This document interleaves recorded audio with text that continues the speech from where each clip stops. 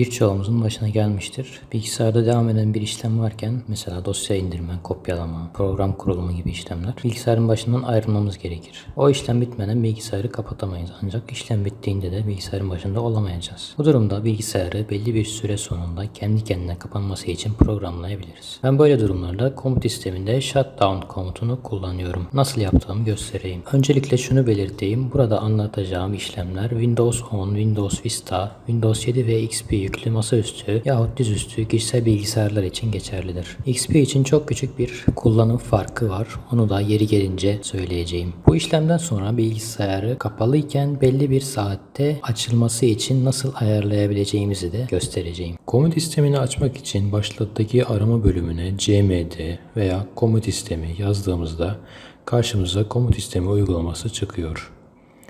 Bunun üzerine tıklamadan sağ taraftaki seçeneklerden yönetici olarak çalıştır dememiz gerekiyor.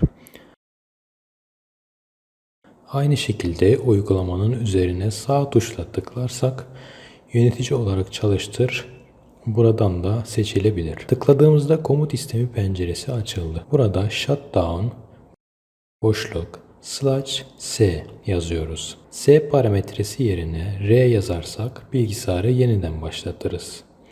Biz /s diyoruz. Daha sonra boşluk /t parametresini, sonrasında da saniye cinsinden süreyi yazıyoruz. Örneğin 10 saniye veya 60 saniye dersek 1 dakika anlamına gelir. 360 yazarsak 1 saat gibi. Buraya 10 yıla kadar bir süre verebiliriz. Tabi saniye olarak karşılığını yazarak. Ben 60 yazıp Enter'a bastım. Windows 1 dakika içinde kapatılacak uyarısı geldi. Süre bitmeden bu kapatma işlemini istersek iptal edebiliriz. Bunun için shutdown boşluk /a yazıp Enter'a basıyoruz. Zamanlanan kapatma iptal edildi uyarısı sağ alt köşeye geldi.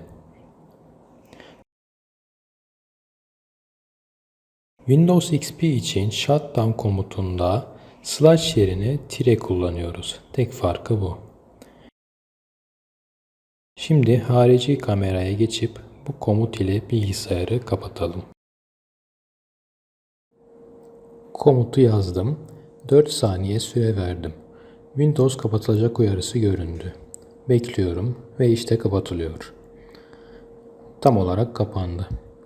Bir diğer konu bilgisayarın belli bir saatte kendi kendine açılması için BIOS ayarlarına girmemiz gerekiyor. Bilgisayar ilk açılırken F2 veya Del tuşuna basarak BIOS ayarlarını açıyoruz. Power Management menüsünde Resume by Alarm diye bir seçenek var. Tabi her bilgisayarda bu bölüm aynı görünmüyor olabilir. Ama önemli olan bu anahtar kelimelere benzer seçeneği bulmak. Normalde Disabled olarak görünen bu seçeneğin üzerinde Enter'a basıyorum. Enabled yapıyorum. Daha sonra bilgisayarın açılmasını istediğim gün, saat, dakika ve saniyeyi ayarlıyorum. Gün için 0 girersek her gün anlamına gelir. Veya ayın belli bir günü açılsın istiyorsak 0 ile 31 arasında bir sayı girebiliriz. Seçeneğin üzerine gelerek klavyeden istediğimiz sayıyı yazabiliriz. Günü 0 olarak bıraktım. Saati 8, dakikayı da 40 yaptım. Klavyedeki oklarla Save and Exit menüsüne geliyorum. Ve Enter'a basıyorum. Onay isteyen uyarıya Yes dedim. Artık bu bilgisayar fişe takılı olduğu sürece her gün saat 8.40'da kendi kendine açılacak. İzlediğiniz için teşekkür ederim.